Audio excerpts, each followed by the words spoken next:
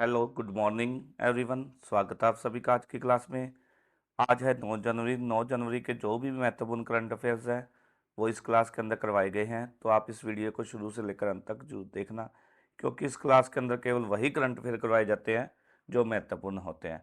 तो चलिए शुरू करते हैं हमारी आज की क्लास और पहला प्रश्न देख लेते हैं। हाल ही में इंडिया ओपन बैडमिंटन टूर्नामेंट कहाँ पर खेला जाएगा? मद्रास के अंदर, जयपुर के अंदर, नई दिल्ली के अंदर या उपरोक्त में से कोई नहीं। कहाँ पर खेला जाएगा जी India open badminton tournament?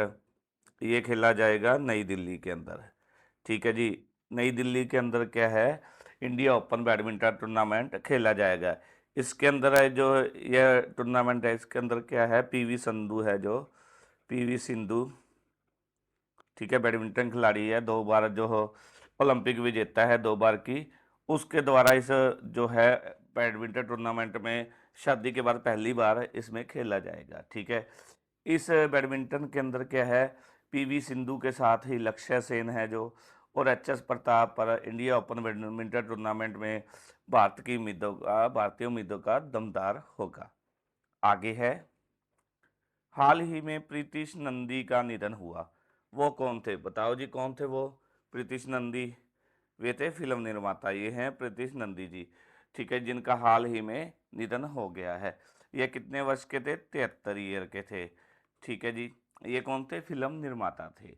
Bollywood ने क्या है, इनके निधन पर गहरा दुख व्यक्त किया है। प्रीतिश नंदी ने अपनी पत्रकारिता के जरिए, इन्होंने क्या, अपनी पत्रकारिता के जरिए समाज की सच्चाई लाने का काम किया।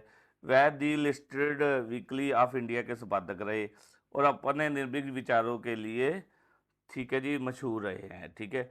अनुपम खेर जी है जो, उन्होंने प्रीतिश नंदी के निधन पर क्या है, एक भावुक पोस्ट डालते हुए लिखा कि मैं यह सुनकर बहुत दुखी हूँ।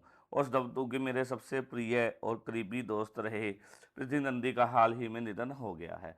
वह एक कवि, लेखक, ठीक है, फिल्म निर्माता और बहादुर और अनोखे संपादक रहे हैं। आगे है नेक्स्ट क्वेश्चन।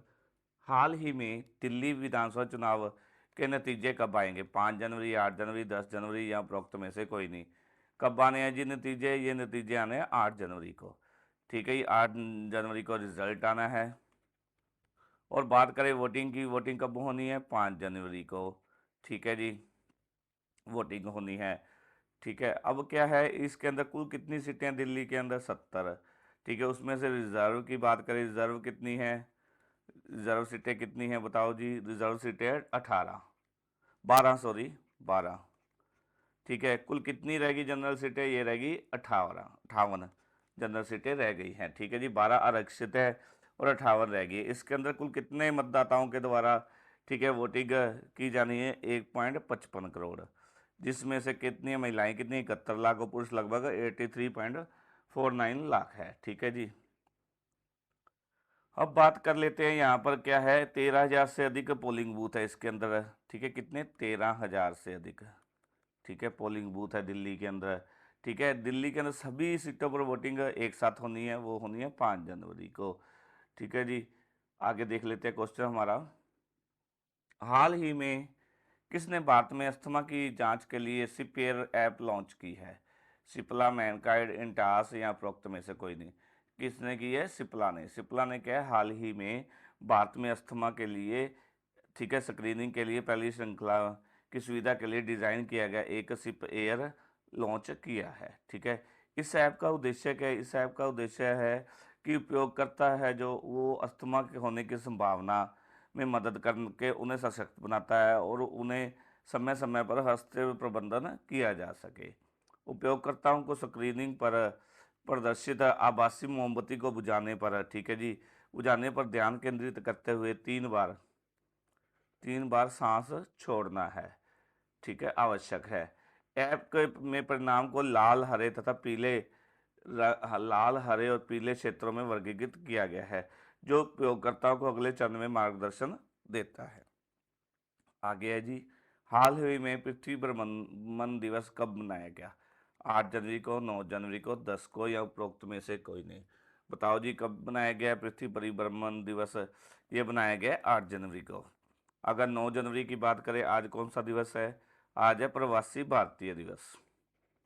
प्रवासी भारतीय दिवस। ठीक है जी। और बात करें तो 10 जनवरी की, 10 जनवरी को कौन सा दिवस होता है? ये होता है विश्व हिंदी दिवस। हिंदी दिवस। नेक्स्ट है जी क्वेश्चन, हाल ही में किसके द्वारा भारत सरकार का वर्ष 2025 का कैलेंडर लॉन्च किया गया है? राजनाथ सिंह, अमित शाह, अश्वनी वैष्णव या उपरोक्त में से कोई नहीं। किसके द्वारा लॉन्च किया गया? ये किया गया अश्वनी वैष्णव जी द्वारा। ठीक है जी। आगे अगला क्वेश्चन देख लेते हैं, हाल ही में कौन संबंधों को बढ़ावा देने के लिए भारतीय परमाणु इकाइयों का प्रतिबंध हटाएगा? कौन हटाएगा जी? अमेरिका, चीन, जापान या उपरोक्त में से कोई नहीं। राइट आंसर आएगा ऑप्शन 1 अमेरिका। आगे नेक्स्ट है जी, हाल ही में दुनिया की सबसे बुजुर्ग व्यक्ति कौन बनी है? तोमिको इटुका, इना कैनबारो, लोंगजी नाम या उपरोक्त में से कोई नहीं। बताओ जी कौन बनी है? ये बनी है इना कैनबारो, हाल ही में सबसे बुजुर्ग व्यक्ति, जीवित व्यक्ति बनी है। हाल ही में जॉन ड्रामानी ने किस देश के राष्ट्रपति के रूप में शपथ ली है?